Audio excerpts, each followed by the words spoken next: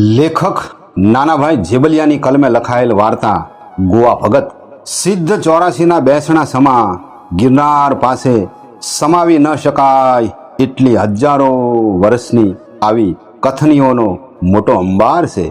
દામોદર કુંડના શીતલ પાણીમાં આગમના આરાધકોના ખંખોળિયા ખવાતા હોય બરોબર એવી વેળાએ દામોદર કુંડના કાંઠા ઉપર ડરતો અચકાતો ખચકાતો જૂનાગઢનો વાલ્મીકી ગોવો ભગત કાંઠા ઉપર બેસીને જળની છાલકો પંડ ઉપર નાખતો પોતાના ઈષ્ટદેવનું સ્મરણ કરતો સંભળાય છે. હે મહારાજ, હે ગોપીનાથ ભગવાન, સ્નાન થઈ રહે કે ગોવો ભગત કુંડને પ્રણામ કરે, પછી ગિરનારને વંદન કરે અને ટપકતે ધોતીએ જૂનાગઢના સ્વામિનારાયણ મંદિર તરફ ચાલવા માંડે અને બધાની આમાન્ય જાળવતો જાય, હરિ સ્મરણ કરતો ડગલા ભરતો જાય. ગોવા ભગતનું ખોળિયું વાલ્મીકી સમાજનું, પણ કર્મે અને ધર્મે તો નાગર નરસૈયાની કંડારેલી પરમતાની કેળીનો એ પ્રવાસી. મહેતા નરસિંહની વિદાય પછી ઘણા બધા વર્ષ સુધી ગિરનારે નિહાહા મૂકેલા કે અરે રે બીજું તો કાંઈ નહીં, પણ નરસિંહની ખોટ વણ પુરાયેલી જ રહેશે. આવડા મોટા નગરના આટલા બધા ખોડામાંથી ક્યાંય નરસિંહની ઝલક ઉઠશે જ નહીં.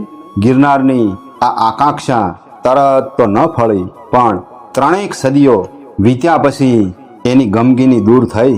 ગરીબ અને રાંક જન્મા જેની ગણતરી થાય એવા છેવાડાના વાહના જાહલ ઝૂંપડે ગોવા ભગતે ભક્તિ પંથનો દીવડો પ્રગટાવ્યો. સમજણ શીખ્યો ત્યારથી આ ગોવો ભગત દામા કુંડે સ્નાન કરે. ભગવાન સ્વામિનારાયણ એના આરાધ્ય દેવ એટલે દામા કુંડનું સ્નાન કરીને ભીના પંચીએ સ્વામિનારાયણના મંદિરે આવે. મંદિરમાં પ્રવેશ કરીને કોઈનો જીવ ન દુભવવા ગોવો ભગત મંદિર અને તેની આસપાસના આખા વિસ્તારની અડધા ગામની પ્રદક્ષિણા કરે. પછી ઘેર આવે, કપડાં કોરા કરીને હાથમાં સાવરણો ઝાલે અને સરદાર બાગનું મેદાન વાળવા ઉપડી જાય. ઉગમણા આકાશે સૂરજ મહોરવાનો સંદેશ લખાય એ પહેલા સરદાર બાગનું આખું મેદાન વાળીને ચોખ્ખું ચણાક બનાવી દે. સરદાર બાગના બંગલામાં એ વખતે જૂનાગઢ રાજ્યના દિવાન મહમ્મદભાઈનો નિવાસ. આથી શહેર સુધરાઈએ, સારી સફાઈ થાય માટે બંગલાના મેદાનની સફાઈનું કામ ગોવા ભગતને સોંપેલું. ગોવો ભગત સાવરણની સાથે આંખની પાપણો પણ વાપરે. રજ કે તજ ક્યાંય ઊભા શાના રહે. મેદાન વાળીને ભગત ઘેર આવે અને ઘર જોગ ટાંકા ટેભા જેવું કામ કરે. લગ્ન સરા શરૂ થાય અને ભગતને ઢોલ વગાડવાની પ્રથમ વર્દી મળે એટલે ભગત તેદી ઢોલને શણગારે, સજાવે અને સ્વામિનારાયણ મંદિરના પગથિયા પાસે આવીને ઢોલના બધાય તાલ એની પેઢીએ વગાડે.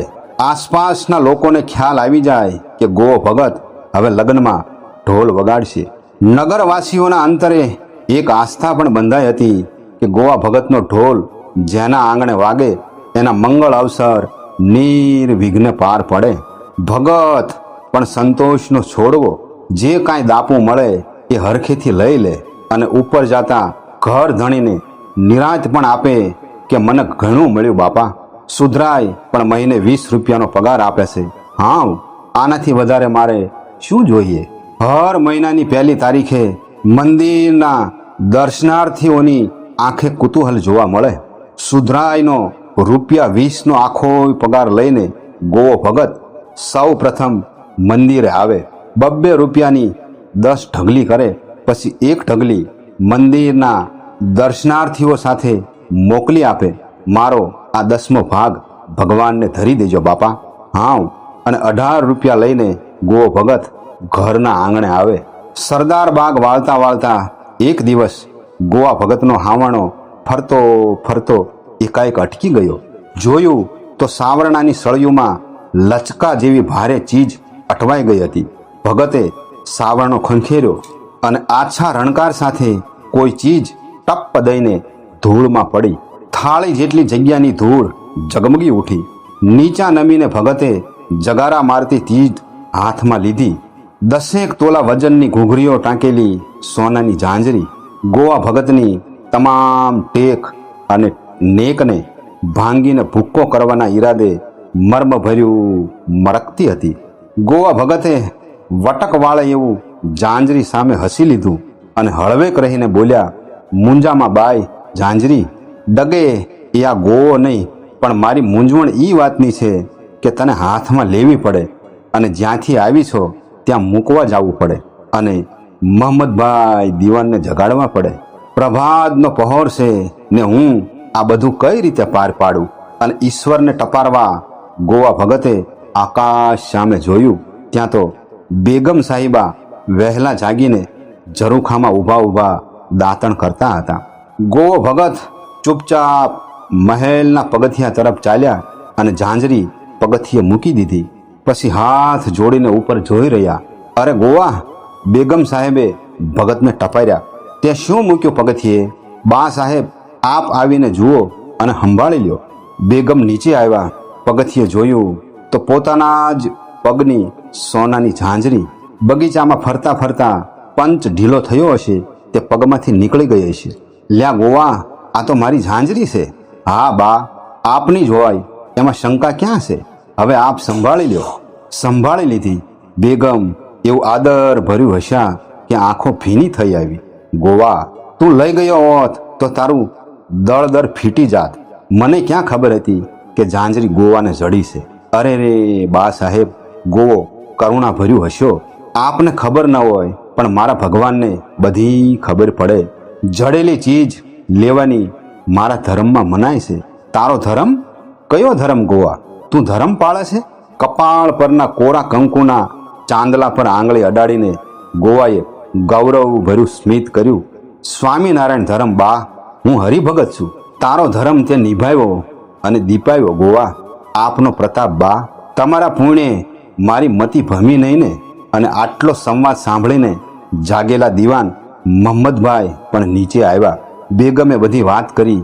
મહમ્મદભાઈ દીવાને સ્મિત જરતી આંખે ગોવા સામે જોયું. પછી નામ ઠેકાણું પૂછી લીધું અને ચૂપચાપ બંગલા ઉપર જતા રહ્યા.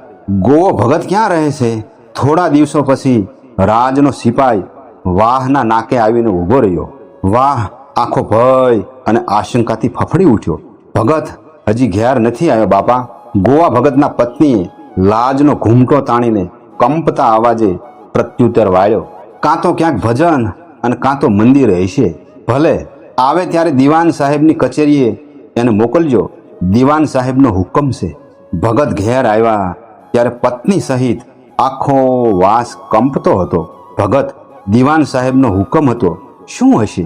ચિંતા ના કરો, ભગવાન જેવો ભગવાન આપણો ધણી છે. હું જાઉં છું, તમે નિરાંતમાં રહેજો કહીને ભગત સ્વસ્થ ચિત્તે કચેરીએ આવ્યા. લ્યો ભગત, કચેરીના અમલદારે ગોવા ભગતના હાથમાં એક લેખ મૂક્યો. ભગત, તમે જીવો ત્યાં સુધી કામ કરો કે ના કરો, પણ દર મહિને 20 રૂપિયા તમને આપવાનો દીવાન સાહેબનો હુકમ છે. પ્રસન્ન ચિત્તે ભગત મંદિરે ગયા. હુકમનો કાગળ હાથમાં રાખીને આંખો મીચીને વાંચી લેવા ભગવાનને એને પ્રાર્થના કરી. તમારી કૃપાનું આ ફળ છે મહારાજ. સંતોષ ભર્યા ચહેરે ભગત ઘેર આવ્યા અને વાહમાં વાત કરી ત્યારે ભક્તિનો પ્રતાપ સૌને ગદગદ કરી ગયો. નરસૈયાના નગરમાં અજોડ ઘટના બની. એથી ગરવો ગિરનાર હકાર સૂચક હસ્યો. મને ખબર હતી કે એકાદ ભોળિયો ભગત આ નગરને ઉજાળશે. ગરવા ગિરનારની પાવન ભૂમિ અને ગોવા ભગતને આજે આપણે ભાવથી વંદન કરીએ.